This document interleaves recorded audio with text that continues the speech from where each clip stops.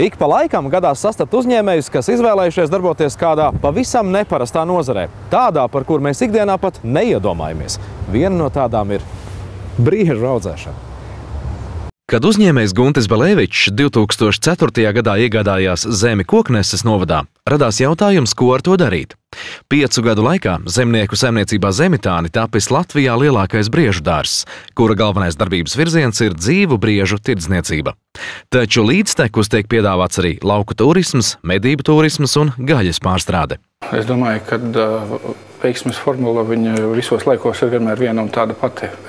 Ir jābūt kaut kādai vīzijai, kaut kādam sapnim, un tad ir jābūt gribas spēkam, lai to sapni realizētu. Un tad jāstrādā no rīta līdz vakaram, un tā daudzus gadus pēc kārtas, un tad iestājas realitāte, kas ir krāšņāka nekā skaistākais sapnis.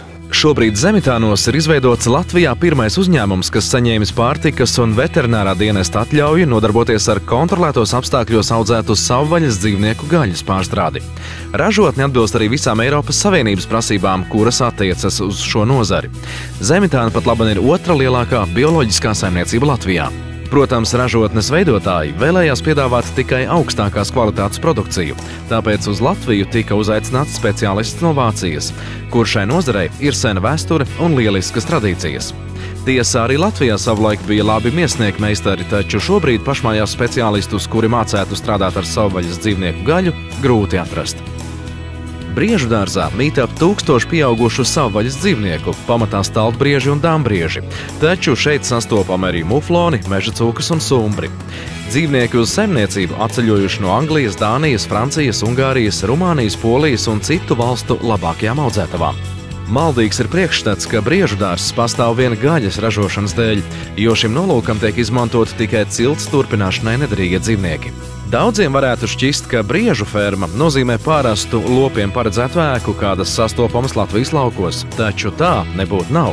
Patiesībā tā ir milzīga teritorija 100 hektāru platībā, kas sadalīta 30 laukumos, kurus iespējams savienot un atdalīt ar dubultās vārtu sistēmas palīdzību.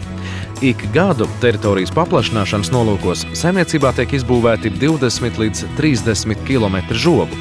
Visa fermas teritorija sastāv no daudziem vārtiem, iežogojumiem un pārvietošanas ceļiem. Vienlaicīgi ceļš, kas iet pa fermas perimetru, kalpo arī kā karantīnas zona, lai izvairītos no savvaļas un fermas dzīvnieku kontakta. Fermas teritorijas izvietojumam ir milzīga nozīme arī dzīvnieku krustošanā. Tā kā uzņēmuma galvenais produkts ir izcilas klases dzīvi brieži, dzīvnieki tiek krustoti apzināti. 2 gadu vecumā var saprast, vai briežu būlis būs perspektīvas cilts turpinātājs, bet ar mātītēm ir mazliet sarežģītāk. Lai noteiktu to izcilību, tiek pētīti gēni, un par labu tiek atzīta tikai tā briežu māte, kurai visi dzimušie bērni ir izcili.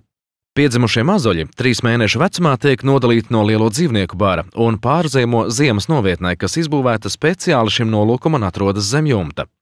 Brīvā dabā katra briežu māte nodrošina savu mazuli ar ēdienu arī ziemā, taču, ja mazuļi slēgtās teritorijās pa ziemu tiktu atstāti kopā ar lielajiem briežiem, tie iespējams neizdzīvotu, jo stiprākie dzīvnieki apēstu visu barību.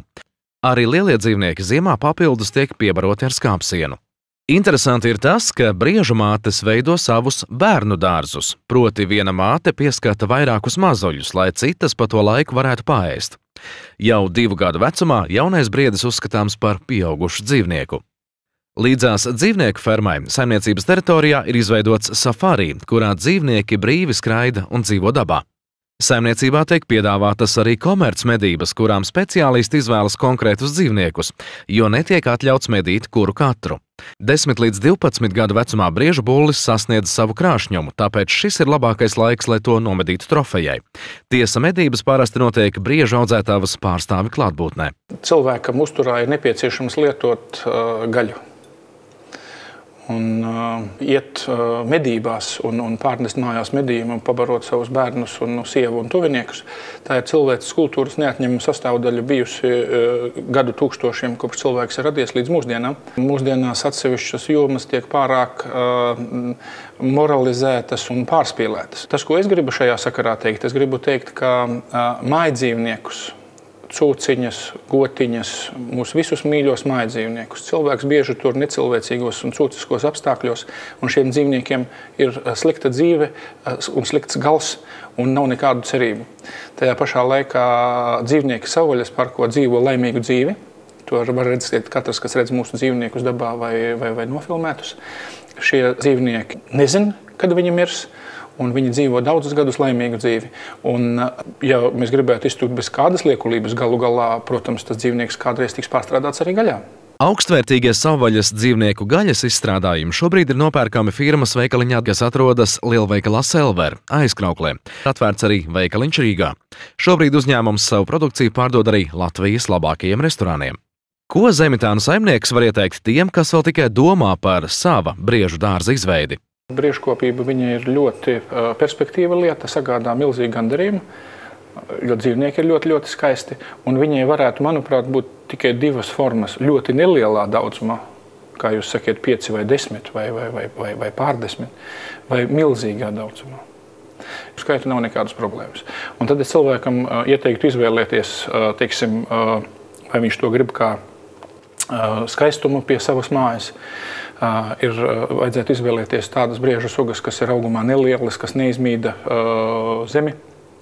Es ieteiktu dambriežus vai vēl mazākus briežus, Ķīnas ūdensbriežus vai kādus citus. Bet stalbrieži ir pietiekoši lieli un smagi dzīvnieki, un jārēķinās ar to, ka tajā vietā, kur vasarā tas viss izskatās ļoti skaisti pie mājas, tāpēc, kad uz zaļas zāles izskatās skaisti dzīvnieki. Bet vēlos rudeņos, agros pavasaros, tad, kad ir dubļains, ir jārēķinās, ka tie dzīvnieki ir jāpiebaro, un tajās vietās, kur dzīvniekus piebarosi un kur viņi pulcēsies barības dēļ, tur izskatīsies tā, kā izskatās vietā, kur pulcēs ļoti daudz dzīvnieku.